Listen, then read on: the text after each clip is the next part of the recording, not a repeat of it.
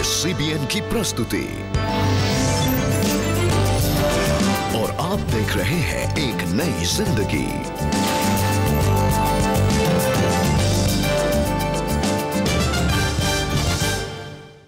जिंदगी का एक और दिन और एक नई जिंदगी में आपका स्वागत है। गुड मॉर्निंग दोस्तों, आपका बहुत बहुत स्वागत है आज के प्रोग्राम में। हमारी रिजेक्शन सीरीज को हम कंटिन्यू कर रहे हैं और आज हम एक बहुत ही इंपॉर्टेंट टॉपिक पर बात कर रहे हैं। दोस्तों, हम कई बार अपने जीवन में रिजेक्शन का सामना करते हैं। शायद इस समय आप रिजेक्शन का सामना कर रहे हैं। क्या ये मुमकिन है कि हम उन्हें माफ़ करें जो हमें रिजेक्ट करते हैं, जो हमारा तिरस्कार करते हैं? बड़ा मुश्किल है रेबेका। दर्शकों, लोग हमें रिजेक्ट करें, हमारे साथ बुरा करें और हम उनको माफ कर दें। आप भी ये सोच रहे हो ना? और शायद ये चीज, ये भावना अपने मन में, ये बोझ लेके आप कई सालों से घूम रहे हो, जो आज आप आजाद हो सकते हैं अगर आप उस शख्स को माफ कर दें, ताकि आप भी हल्का फील करेंगे और आपके मन में खुदावंद की वो शांति भरपूरी से आएगी अगर आप एक दूसरे को माफ करेंगे। बेशक उन्होंने रिजेक्ट किया, पर खुदा में आप उनको माफ करें और उनको एक्सेप्ट करें। जी बिल्कुल दोस्तों, और इसी के बारे में आज हम प्रोग्राम में बात कर रहे हैं। और अब समय है कि हम देखें कि आज अल्फ्रेड हमसे पहचान कौन में क्या सवाल पूछेंगे। समय है पहचान कौन का।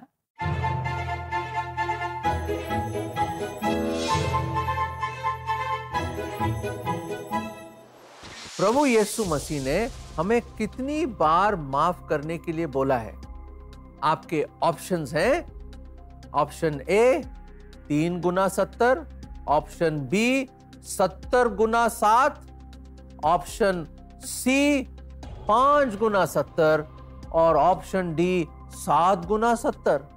जी बिल्कुल दोस्तों, हमें आपके सही जवाब का इंतजार है, तो आप जल्दी से सीबीएन इंडिया के यूट्यूब चैनल पर जाइए और आज के एपिसोड के कमेंट सेक्शन में अपने सही जवाब आप हमारे साथ जरूर शेयर करें। रेबेका, ये जो माफ नहीं करना ना, बड़ा मुश्किल है।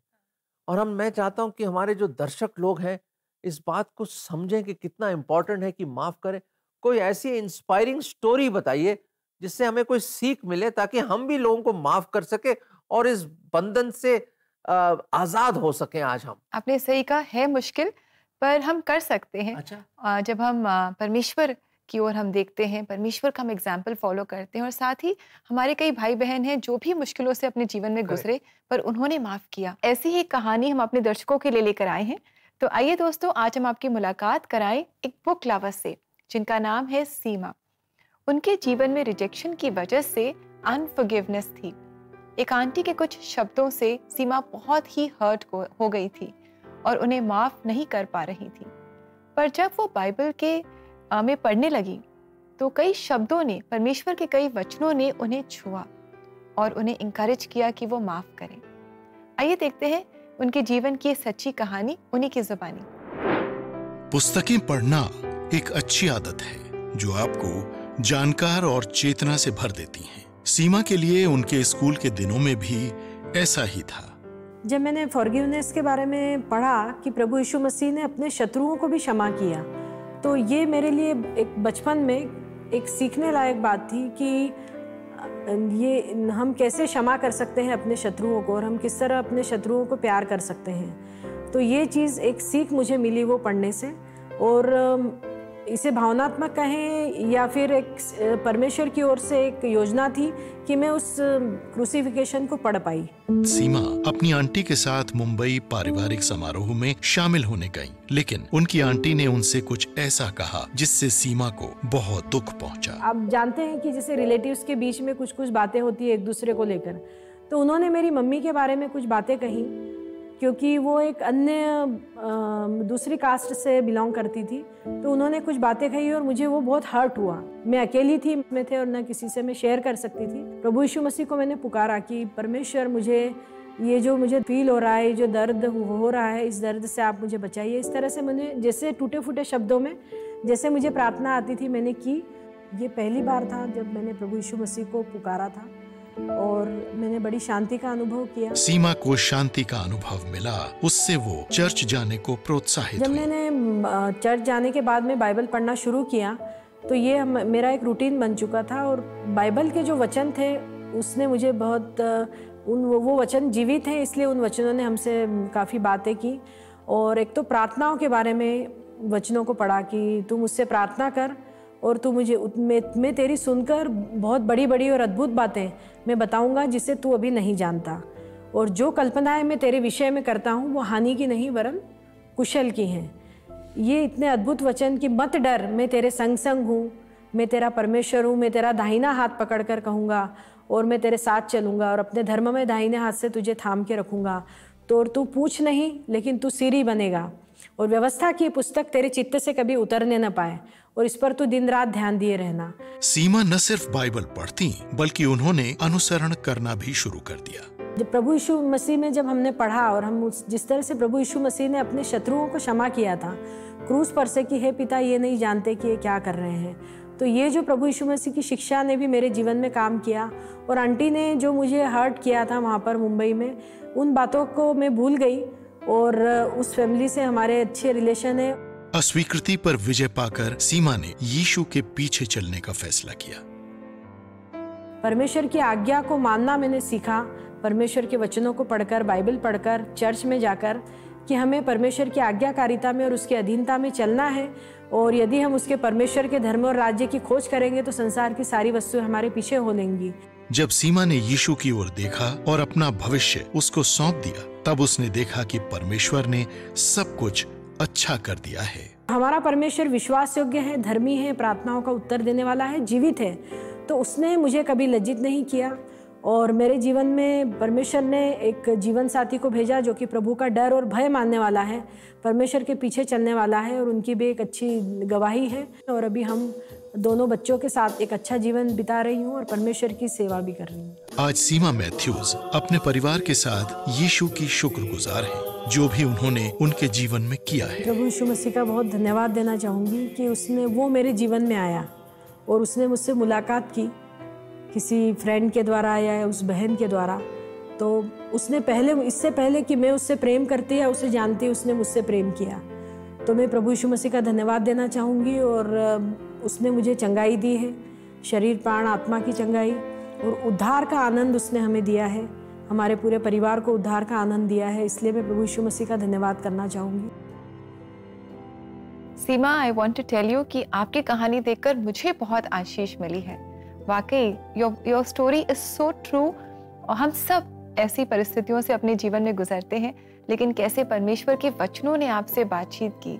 आपने परमेश्वर के वचनों को कभी छोड़ा नहीं, आप हमेशा पढ़ते रहे, परमेश्वर से बातचीत करते रहे और परमेश्वर ने अपने वचन के द्वारा आपको सही रास्ता दिखाया और वो है कि माफ करना। मैं बताना चाहता हूँ रेबेका और दर्शकों, मैं आपको भी बताना चाहता हूँ कि परमेश्वर का जो वचन है ना, हमें एक ही बात बताता है कि जो सबसे ज्यादा रिजेक्टेड और सबसे ज्यादा मायूस और सबसे ज्यादा सॉरोफुल और सबसे ज्यादा दुखी इंसान कौन बना, वो था हमारा प्रभु यीशु मसीह।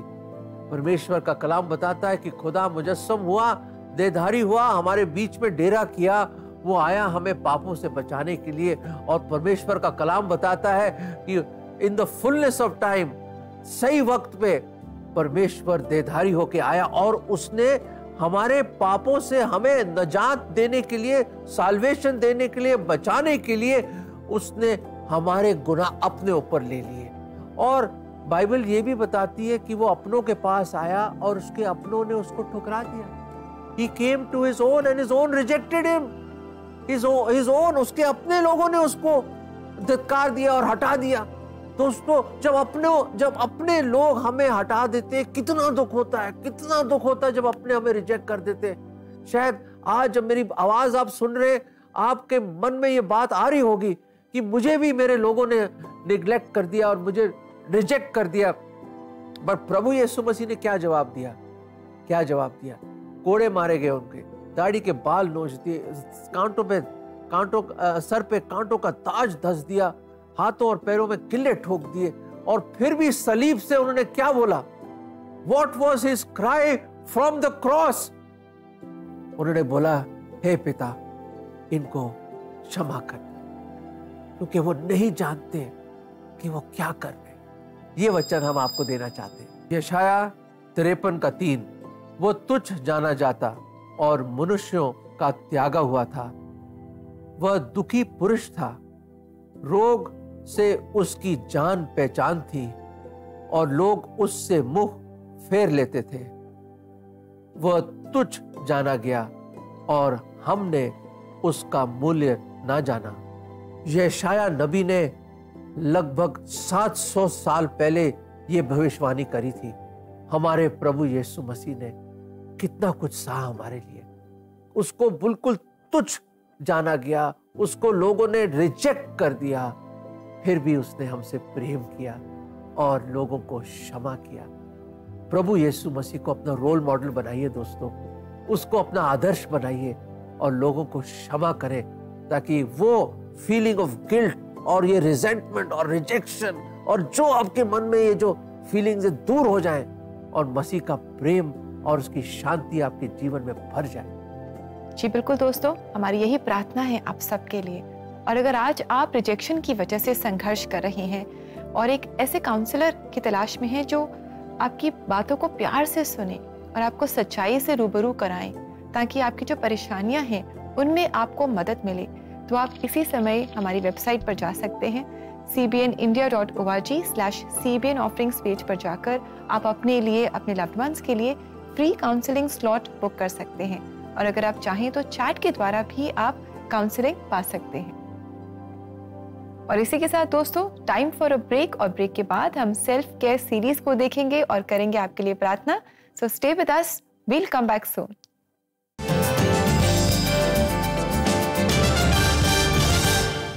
एक नई जिंदगी के लोकप्रिय segment church choirs in concert में हम इस बार Christ Church CNI Kharar Punjab की कॉयर लेकर आए हैं।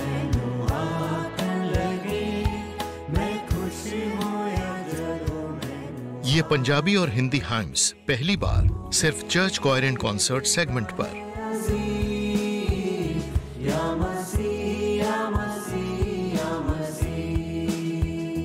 आपकी चर्च कॉयर के लिए भी हम लाए हैं एक सुनहरा अवसर। 9910401010 पर या www.cbnindia.org पर हमसे संपर्क करिए। शायद जल्द ही आपकी कॉयर भी नेशनल टीवी पर हो।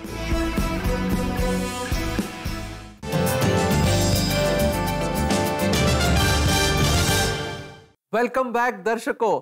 जैसे आप जानते हैं, इस पूरे महीने हम रिजेक्शन और एक्सेप्टेंस के बारे में हम बात कर रहे हैं, पर अब हम आपको बताएंगे सेल्फ केयर सीरीज में, जिसमें हम आपको बिल्कुल सिंपल सेल्फ केयर आइडियाज देंगे, जिससे आप समझेंगे कैसे acceptance begins with ourselves. Yes Indeed friends, acceptance begins with ourselves. तो आज हम देखेंगे कि कैसे हम प्लांटिंग के जरिए खुद को एक्सेप्ट करना सीख सकते हैं। Research shows that people who get their hands in dirt are generally happier and healthier. तो आइए इसे देखते हैं और एक एक्सेप्टेंस की तरफ एक और कदम हम आगे बढ़ाते हैं।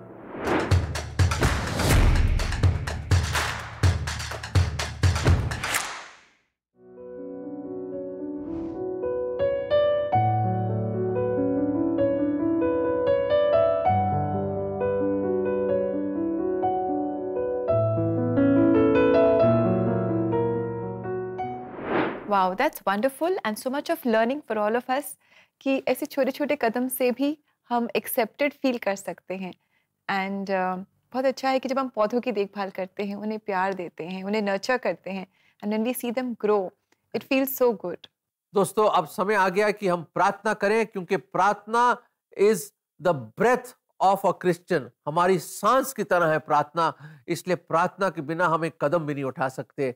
तो आइए हम प्रार्थना करें और परमेश्वर के सामने अपनी रिक्वेस्ट लेकर आए। Let us pray. आइए प्रार्थना करें। प्रभु जी, हम धन्यवाद देते हैं कि आप एक सच्चे जीवत परमेश्वर है। हमारी उम्मीद, हमारी आशा, हमारा विश्वास एक जीवत परमेश्वर पे है। प्रभु जी, आपने जो धरती और आकाश को एक शब्द में बोला, और आप इतने महान परमेश्वर है, फिर भी प्रभु जी आप अपने कान हमारी प्रार्थनाओं की ओर लगाते हैं प्रभु जी। आप इतने दयालु, इतने अच्छे और इतने प्रेमी परमेश्वर हैं प्रभु जी।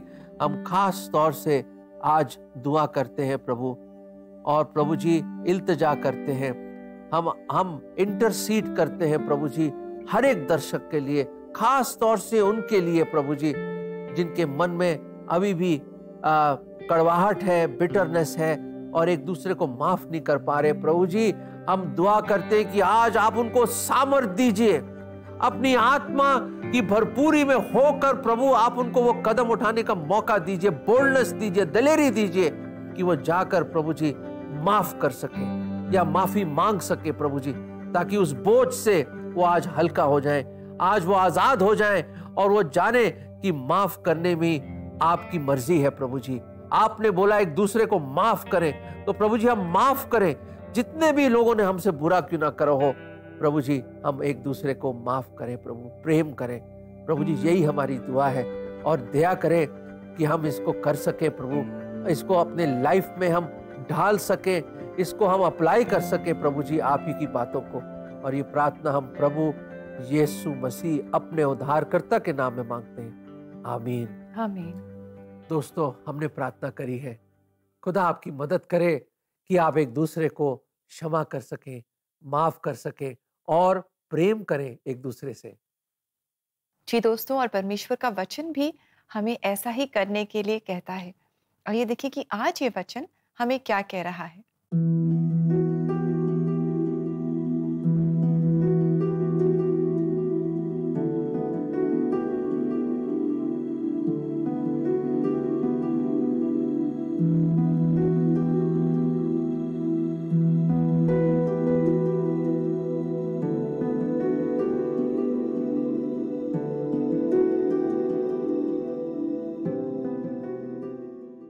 दोस्तों ये वचन हमें बताता है कि बहुत सारी बातें हैं जो हमारे रिश्तों को खराब कर देती हैं, जो हमें माफ करने से रोकती हैं। Bitterness, rage, anger, brawling, slander, कितने सारी बातों के बारे में हमने इस वचन में जाना। परमेश्वर का वचन कहता है गेट रिड ऑफ देम, इन्हें अपने से दूर कर दो। परमेश्वर हमारी मदद करता है कि हम ऐसा कर सकें। आइए लेते हैं एक छोटा सा ब्रेक, और ब्रेक के बाद आज हम मुलाकात करेंगे saint Peter's Syro Malabar church के फादर से। उनके जीवन से हम प्रेरणा पाएंगे। So stay with us, we will come back सून।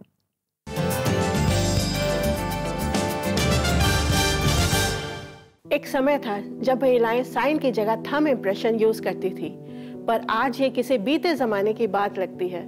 आज महिलाओं की शिक्षा एक अनिवार्यता मानी जाने लगी है, पर बदलते समय के साथ अब एक कदम आगे बढ़कर उनकी डिजिटल लिटरेसी पर बात करने का समय आ गया है।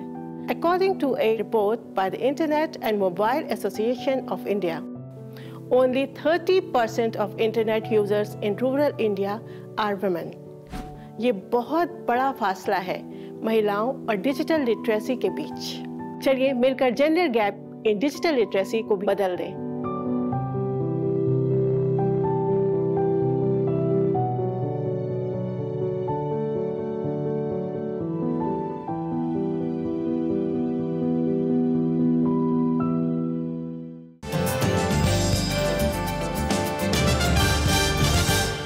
दोस्तों वापस आ गए, वेलकम बैक।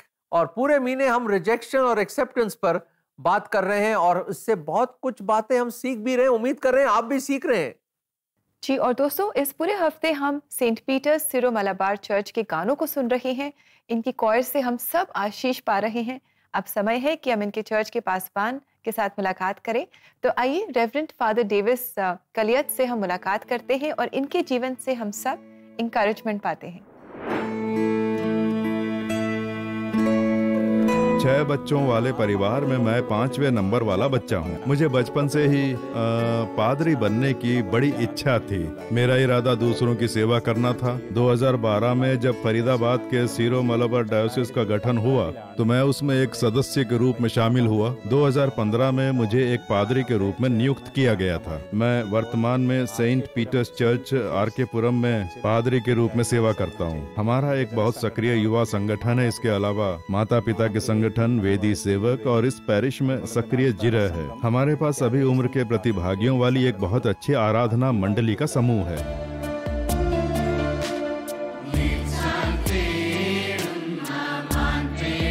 हमारे पास आराधना मंडली में लगभग 25 की एक टीम होती है जो खूबसूरती से गाती है, जिसमें विश्वासियों को उनके विश्वास के साथ साथ कलीसिया के सदस्यों को भी बढ़ने में मदद मिलती है। मेरे पास प्रार्थना की शक्ति के बारे में साझा करने के लिए एक गवाही है। 2014 में दिल्ली में मेरा एक एक्सीडेंट हो गया था। मेरी हालत बहुत गंभीर थी क्योंकि मेरे सिर में चोट लगी थी और मेरी नाक और कान से खून बह रहा था। मेरे निकट संबंधियों को सूचित किया गया कि मैं 48 घंटे भी जीवित नहीं रह पाऊंगा, लेकिन परमेश्वर की कृपा से मुझे 48 घंटों के भीतर होश आ गया और मैं जल्दी ठीक हो गया। जैसे कि डॉक्टरों को डर था, मैंने अपनी याददाश्त नहीं खोई। मेरा दृढ़ विश्वास है कि ये चमत्कार प्रार्थना के कारण हुआ। मैं हमेशा विश्वासियों से प्रार्थना करते रहने का आग्रह करता हूँ। अपने जीवन के लगभग 30 वर्षों तक जब भी मैं किसी कलीसिया में प्रवेश करता हूँ, मैं वेदी के सामने खड़ा होता हूँ और प्रार्थना करता हूँ कि मैं इस वेदी पर यूकरिस्ट का उत्सव मना सकूं। 30 साल बाद मेरी प्रार्थना कबूल हुई, इसलिए हम सभी को प्रार्थना करते रहना चाहिए। प्रार्थना से कभी दूर न रहें, प्रार्थना हमारी ताकत है। मेरे पास हमारे युवाओं के लिए एक संदेश है। हमारे कई युवा मोबाइल फोन और ड्रग्स की गंदी दुनिया के आदी हैं। हम आज के युवाओं को क्षणिक सुखों के पीछे भागते और दुनिया की अच्छी चीजों की अनदेखी करते हुए देख सकते हैं। प्रिय युवाओं, आप सभी का भविष्य उज्जवल है। यदि आप अपने जीवन में परमेश्वर के निकट रहते हैं तो आप इस संसार में एक अच्छा जीवन व्यतीत कर सकते हैं। आपको प्रार्थना करके और परमेश्वर का अनुभव करके दूसरों का भला करते हुए अच्छा इंसान बनने का प्रयास करना चाहिए। इससे आपको सफलता मिलेगी। CBN विश्व स्तर पर प्रसिद्ध मीडिया सेवकाई है। वे अच्छे संदेश फैला रहे हैं और सभी आयु समूहों को अपनी प्रस्तुतियों के माध्यम से प्रेरित कर रहे हैं और उनके आत्मिक जीवन में मदद कर रहे हैं। हमारे पैरिश में आने और हमारी आराधना मंडली और कलीसिया के सदस्यों को प्रोत्साहित करने के लिए मैं CBN का बहुत आभारी हूँ। CBN को मेरा दिल से धन्यवाद। Thank you very much reverend father Davis Kaliyath. आपने बहुत दिल से हमसे बातचीत की। You share your heart with us. Thank you very much for that. May the lord bless you, bless your work, bless your ministry.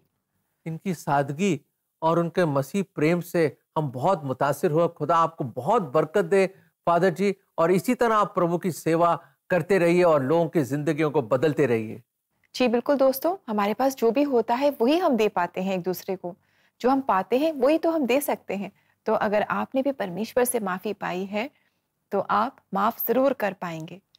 और दोस्तों, समय है कि हम आपसे इजाज़त लें। आशा करते हैं कि आज के प्रोग्राम ने आपको इंकरेज किया है। और जाते जाते हमारी church coir and concert series में हम सुनने जा रहे हैं एक बहुत ही खूबसूरत गीत बाय सेंट पीटर सिरो मलाबार चर्च कॉयर, और ये है एक मलयालम गीत। और दोस्तों, हम आपको याद दिला दें कि ऐसे ही गीतों को अगर आप अपने लव्ड वंस को डेडिकेट करना चाहते हैं या उन्हें गिफ्ट करना चाहते हैं तो आप ऐसा ज़रूर करें। और ऐसा करने के लिए आप हमारी वेबसाइट को विज़िट कर सकते हैं। हमारा एड्रेस है cbnindia.org/cbn offerings। तो आइए इस खूबसूरत मलयालम गीत को हम सब एंजॉय करें और इससे भी आशीष पाएं। And all of you have a lovely blessed day. God bless you. God bless you.